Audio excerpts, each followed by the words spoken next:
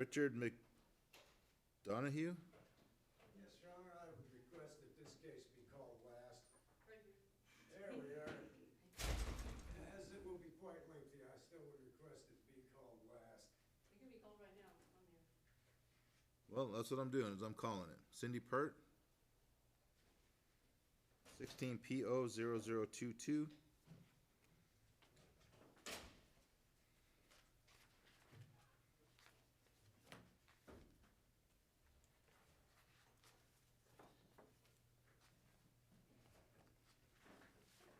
Were you here at the case just before you when I explained the appeal rights?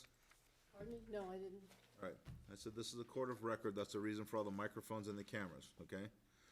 That if there's a decision that is made by me that is a wrong decision or a bad decision based upon the law, you have a right within 5 days of that decision to file an appeal with the district court.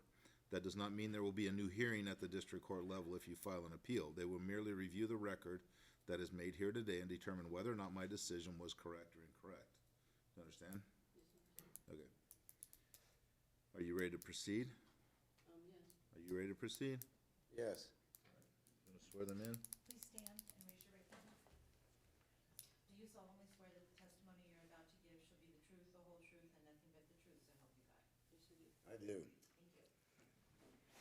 All right, Ms. Peart, you're the one that made the application for the restraining order, correct? Yes, I am.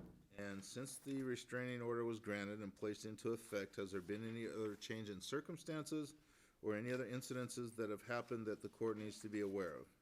Yes, Your Honor, but they did not serve it, and they didn't serve it, I think, till 8 days later, and I called the police, and I know he's been arrested.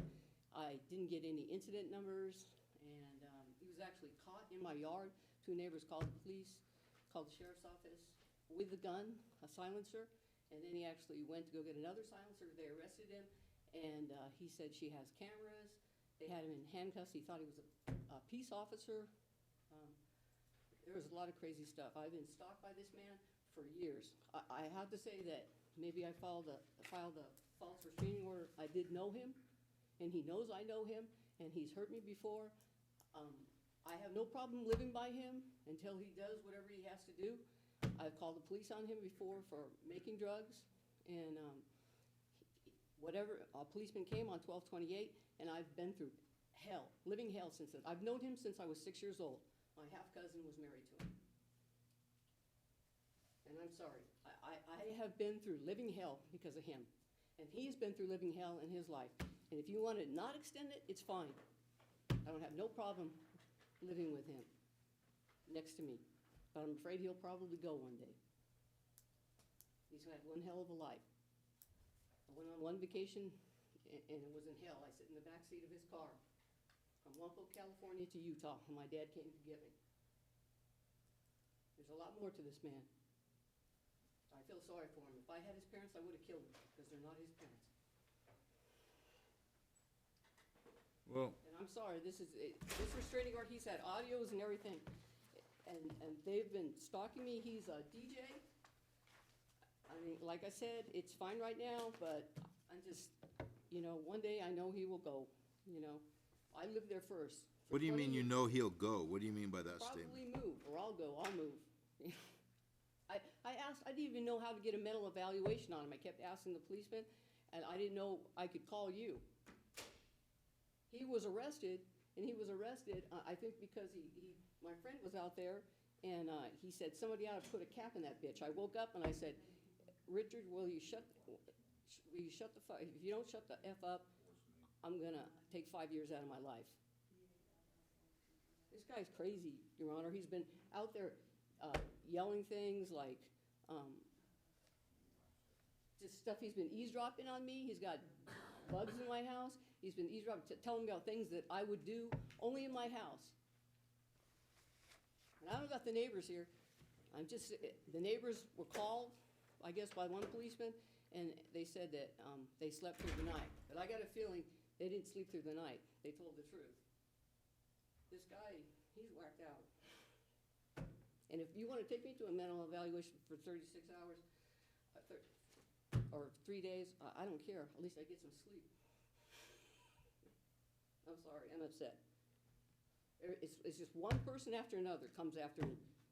The one guy, he got busted, I guess, he lost his job at Pahrump disposal, and then he started stalking me. I was just sick of it. Just one person after another. I didn't do anything except try to live. Anything else? I don't know. If you don't extend it, like I said, Your Honor, it doesn't matter. I'll find another place to live. When God tells me. This guy's dangerous. Mr. McDonough? What's your side of this? Well, I haven't heard a word yet that's true, other than the fact that she just volunteered for a 72-hour psych eval. I suggest this court take advantage of it. Should we go over her complaint line by line? I would like to. Well, what's your side of the story? I'm not gonna sit here and Well, nitpick none all of of it is this. true. None of this is true. None of it. None of it. There's not one word in here that's true. In where? These lines that I wanted to go over line by line, is that what you're referring to? Yeah, this is her statement. This was her affidavit in application of the order. Right, that's why I want to go over it line by line to determine and tell this court what is and isn't true. That's why I wanted this case called last. I'm tired of him taking my time. He stalked me, and I told Richard Deutsch, is a policeman, and I told him about that. He has my garage door remotes. I've had people come into my house. He's actually probably sent keys and remotes to people. You know, if I had a friend and somebody sent me a key and a remote to a friend, I'd send it back to him. This guy, I mean, I had people getting into my truck and my car. He opened up the truck when I was across the street. I'm trying to buy the place across the street. He also wanted to buy that. I've had sabotage over there ever since Millie died. That was a neighbor. And you two live next to each other? He lives right across the street from me. I've lived there first. I've lived there since 1996. He moved in there maybe 2000, 2001. And then Karen Martin moved in later. I had trouble with her too. I don't have any trouble with her anymore.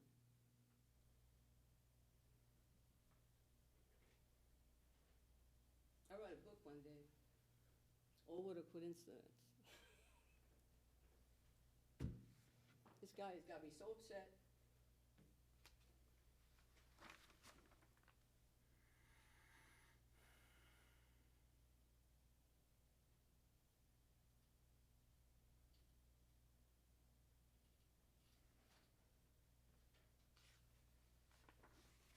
So what is it in here that isn't true? Well, we start out, and I quote Cindy, I said, what do you need, Richard? Do we need to set up for that, the line before it? What are you talking about? First page of her complaint. Oh, that's when, on September 9/25/15, Richard McDonough approached me in front of my house on Cottontail Road. Right, and you were putting out your trash cans, right? What's not true? You did not say, what do you need, Richard? What did I say?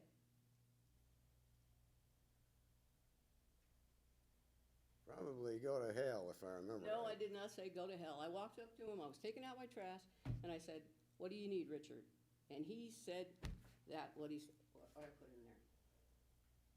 Well, the next line is partially true. I did tell her if she ever pulled a stunt like that again, I'd have her locked up. And what stunt was that, Richard? The 3 cases of attempted automobile homicide. Oh, for Pete's sake. There was no automobile homicide. I was over on Homestead, and he tried to pass me. He tried to pass me before, a year and a half before, and I pulled off the road and he flipped me off. And Officer Deutsch, when I talked to him, he said, if he ever pulls a stunt like that again, call us, and I should have called. That's a lie. You forced the guy ahead of us off the road.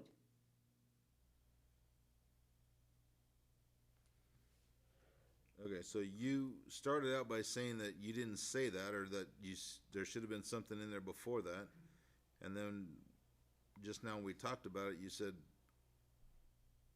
you couldn't remember. I said I couldn't remember? Mm-hmm. Yeah, I can't remember exactly what she said, but she was far from polite. She never is. That is such a lie. I said, All right. what do you need, Richard? All right, We're not gonna get into a big argument match here. It's obvious to me that both of you cannot get along with each other and that both of you need to stay away from each other. So I'm gonna leave this order in effect for a period of 1 year from today, in order that you stay away from each other. Okay? I object, Your Honor. You can object all you want to. I told you what your appeal rights are. If you don't agree with my decision, file an appeal to the district court.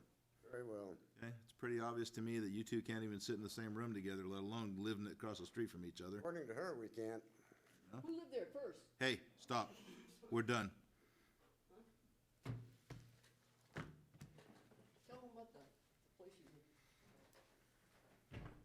With your parents, huh? Tell me that whatever she said wasn't true. You offer me no proof. You just say, and then you say, as near as I can remember, but I can't really remember. So how do you know if it's true or not if you can't remember and you don't have any proof that it's not true? I did not say that to you, Richard. Have a good day. We're done. Thank you, Ron. Do I need anything, any paperwork? Nope. Will you tell him to extend it, because he's always home? I'll give him the paperwork.